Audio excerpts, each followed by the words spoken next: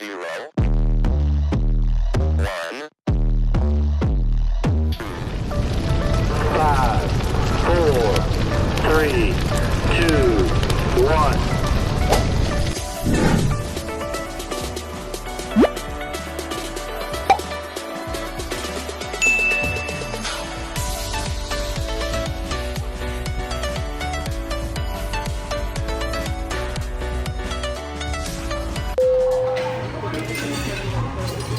Tingnan mo.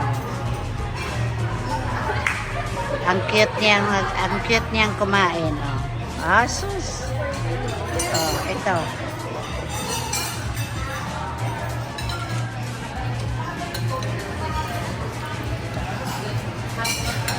Ito yung akin.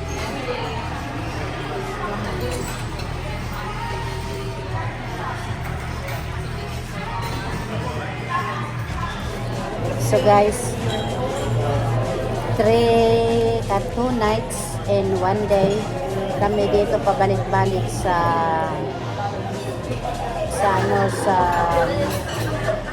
Kuya J restaurant. Ito ngayon, tanghalian kami at saka pampalipas oras. Kasi ang flight ko ay alas 11:45. Kaya palipas oras kami dito. Kasi ang kondo na inanuhan namin, kailangan ay aalis kami ng 12 o'clock. So ito guys ay may langaw dito.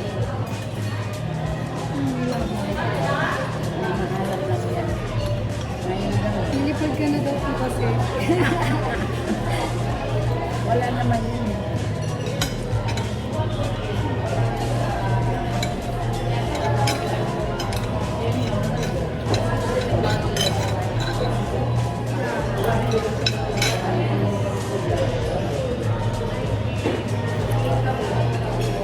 So, palipas oras at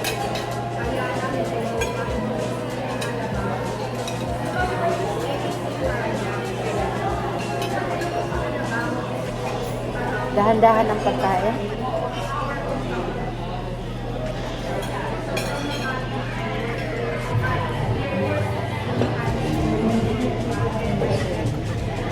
So, hanggang dito na lang guys. Chichel ko na lang kayo pag alis namin papuntang airport at pag-check in namin doon. So, sige guys. See ya.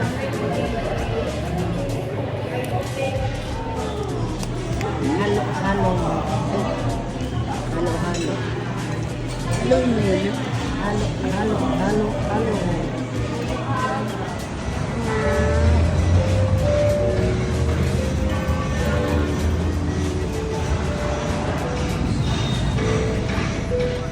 Na nakita ninyo sa lamisa ay pangbayad ng swimming pool kasi pag gumamit ka pala ng swimming pool sa kondo, magbayad ka. So good afternoon guys, this is Dancing Pero Mama. Ito na, pabalik na ng Australia. Nakaalis lang namin ng Just Resident. Ang flight ko ay 11:45 pa pero kailangan mag-check out ng 12. So ang aga-aga ko ngayon sa airport.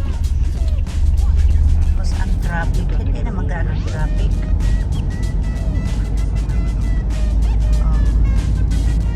First time ko nakakita ng Manila ng ganito. Walang bakit walang traffic? Holiday ngayon. Anong klaseng holiday? Muslim.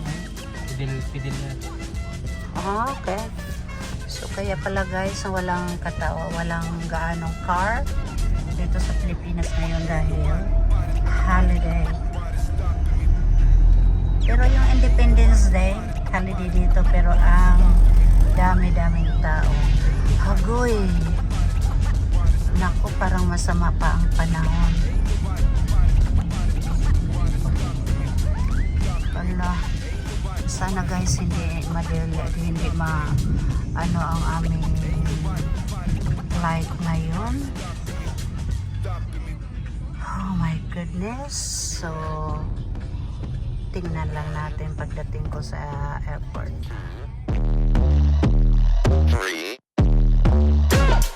Let's get started.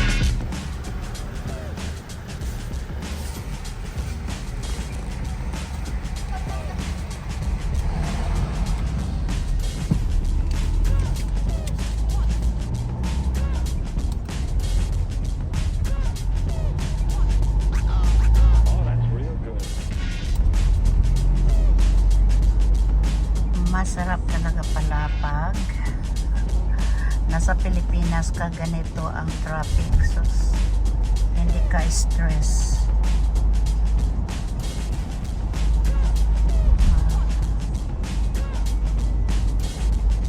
Diba ang ganda ng takbo, guys? Ala Australia rin. Hindi na lang gaya sa atin na ganun ka ganda ang mga paligid, pero as of now ang traffic nila ay kagaya sa atin.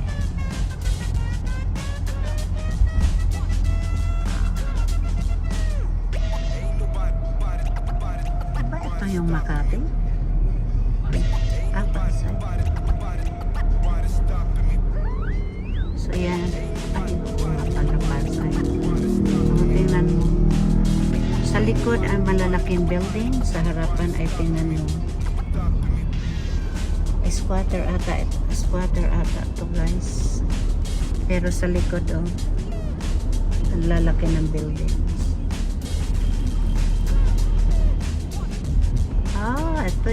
Ito yung ano, cockfight nila o religion, mega cockfight.